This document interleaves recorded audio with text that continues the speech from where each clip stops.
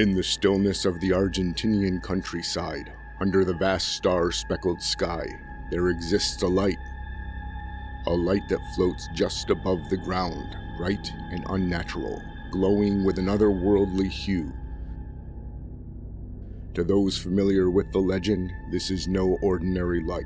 This is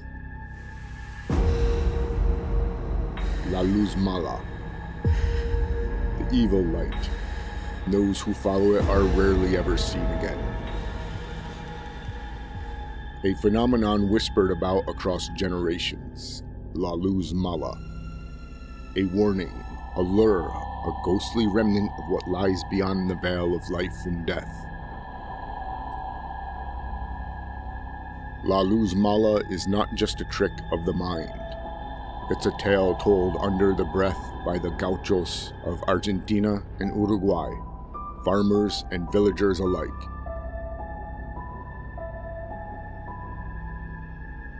The light has no specific shape, flickering and floating above swampy fields or abandoned roads. Some say it's the soul of an unbaptized child lost between realms, unable to descend. Others claim it's a curse or a warning from a world we're not meant to understand. Imagine it's past midnight and you're far from home. The distant lights of your town have faded, and all you hear is the whistle of the wind over the barren fields. That's when you see it, a light, faint but certain, bobbing just a few feet above the ground. You're drawn to it, like a moth to a flame, but every step you take, it floats just a little further out of reach, leading you deeper into the dark. Our first story takes place in Corrientes, where the light has been known to haunt the farmlands for centuries. Diego, a farmer's son, decided to brave the night, daring his friends that he'd follow La Luz Mala and return with proof. His friends watched as he walked towards the shimmering light, the faint glow barely visible through the thick fog. Diego followed, feeling a strange, numb curiosity, as if he were in a trance. But as he neared, something shifted. The light flared, bright and unnatural, casting shadows on the ground that seemed to crawl and twist. Suddenly he heard whispers, voices echoing from nowhere, telling him secrets, words that chilled him to the bone. The voices promised him treasures but spoke of sacrifices. Before he could turn back, he felt hands, cold and skeletal, brushing against his arms, his neck, pulling him down.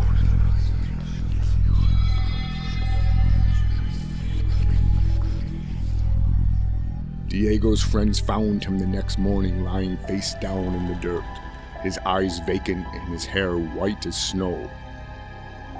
He'd lost his voice, and when he finally regained it, all he could say was, "I saw them, the lost ones." From that night on, Diego was never the same.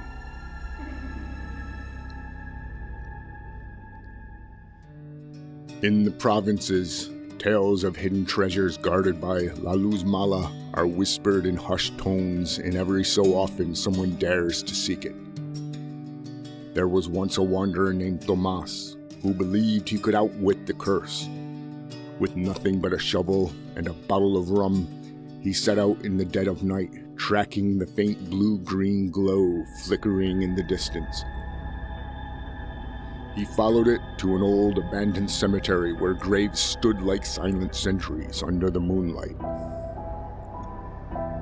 Digging feverishly, he believed he was close to uncovering riches, but just as his shovel struck something solid, he heard a child's laughter echoing through the empty cemetery.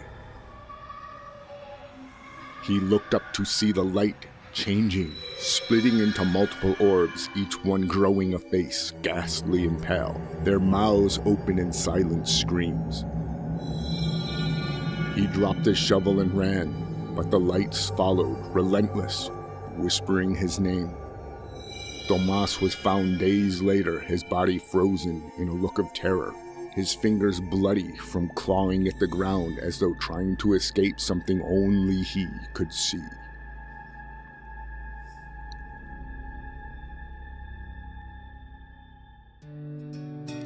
One of the oldest tales of La Luz Mala involves a pair of lovers, Lucia and Raúl, who fled into the wilderness to escape the judgment of their families. Under the cover of night, they traveled through fields and forests, whispering promises and plans to start a new life. But as they walked, a strange light appeared ahead of them.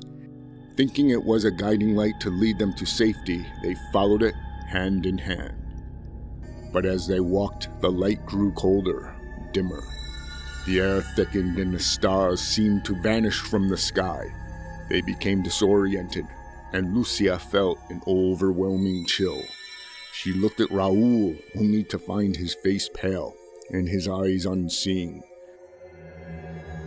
The light was now beside them, close enough to touch, casting a strange shadow that showed Raúl's form alone.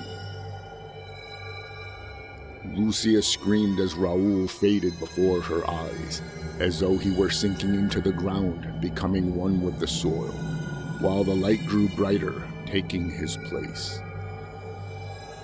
When they found her, she was clutching at the earth, screaming Raúl's name, her fingers digging into the ground where she swore he had disappeared. No trace of Raúl was ever found.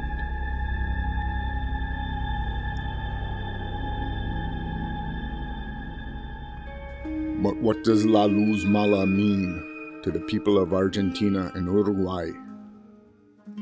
This is no mere ghost story. It is a reflection of deep-seated beliefs and values woven into the fabric of the culture. La Luz Mala, in many ways, serves as a warning. For generations, it has reminded those in the rural areas to be cautious and respectful of the land. People are taught to avoid wandering too far into the fields at night, to respect the boundaries of the world we know and the realms beyond. In some regions, La Luz Mala is seen as a guardian, keeping people away from places where their spirits do not belong, especially sites of tragic death or unmarked graves. The people believe that those who lived hard lives or died unjustly, such as unbaptized children or the poor who never found rest, hover in these fields, symbolized by La Luz Mala. Even today, some leave offerings of tobacco or alcohol near their doors, at the edges of fields as a sign of respect, hoping to appease La Luz Mala, to keep its eerie glow at bay. These offerings aren't merely superstitious. They are gestures of humility, of acknowledging that the world holds mysteries beyond human understanding. In a modern world where much of the unknown has been explained away, La Luz Mala endures as a symbol of those things we fear but can't quite explain. The vast, dark, unknown of death and what comes after. It is both a haunting reminder and a legacy warning all who see it to respect the land and the spirits that might still walk upon it. So if you find yourself wandering the lonely fields of Argentina or Uruguay and you see a light hovering in the distance, resist the urge to follow. It may be nothing, just a flicker, a trick of the eye. But if it's La Luz Mala, remember the tales of those who walked toward it, then never returned. It is a ghostly guide, an omen, a curse. For those who heed its call, the line between our world and the next grows thin. Beware of La Luz Mala, the evil light, for it is a reminder that some paths are better left untouched. This is Payne's Hollow. Revel in the glory of the darkness, but when you see La Luz Mala, keep your distance from the light.